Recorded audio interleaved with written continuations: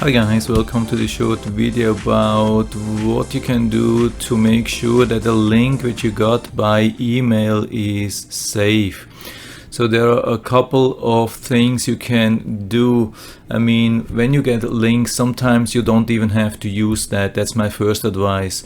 When you get links, try to use other ways to get to this information. Like if somebody, like a company, sends you a link, let's say, and they're saying, okay, please check out this link. You have like an remaining balance. You have something is due, like something is necessary to check. So usually you have like an account on this website, so better go directly then to this website where you have the account, do normal login, and you should usually be able to get to this information without clicking on such a link. And usually, like banks, insurances and so on, they are usually not sending links. They want you to just log in into their account and then check on the information. And this is actually recommended on every page with every company. Usually just try to avoid to click on any links. But sometimes you need that, sometimes you don't have an account, and companies are sending some strange links where they say that there are pictures and other things behind. I mean, sometimes you can just delete and you're not interested, but if you're really interested into that, I have an email here and I'm really interested, but the link doesn't say anything to me. So what we can do when we just hover over a link, so I go a little bit down with this window here. When we hover over it, just watch what you see in the bottom left corner. When you hover over it, make sure it's the same thing what you see here. Sometimes scammers are showing here a different thing which is actually in the link. They hide a link with another text and they say something like, yeah, Bank of America or something else, and behind there's total different thing. So compare this thing here to what you see down here. If it's same, yeah, that's much better. If it's different thing, I would highly recommend not to click on that. But still, yeah, if you are safe, more or less you think, yeah, okay, it's same link as same text, you can do a couple of checks. And I didn't know until recently there are a couple of really nice websites like the URL void.com, so you can enter a link here and then say, okay, scan website, and this is a really nice thing here. And they check on a lot of things here. They check on blacklist reports about these sites and other things, and they make sure that everything is safe. So here I have something, yeah, I'm pretty sure that it's safe, but it says, yes, comware detected. That's really suspicious. We have also other websites, like one from here, VirusTotal. And that's a really legit website, VirusTotal.com, and they have not only the file check for viruses and Trojan horse, they have also this URL check. You can paste this link here, and so you can then see everything. You can see a lot.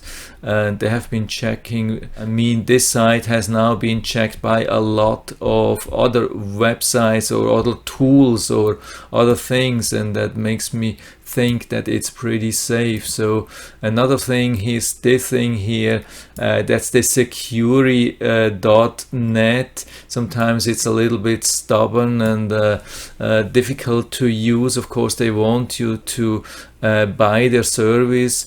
I have been told that especially if you are using shortened URLs, then that's the way to go with security.net, because some of the other sites are not capable to resolve the shortened URL. And so here we can just check, paste the thing here as well, and then it will tell you if there is malware and check the spam and other things. So that's also a really good solution here, which I can highly recommend.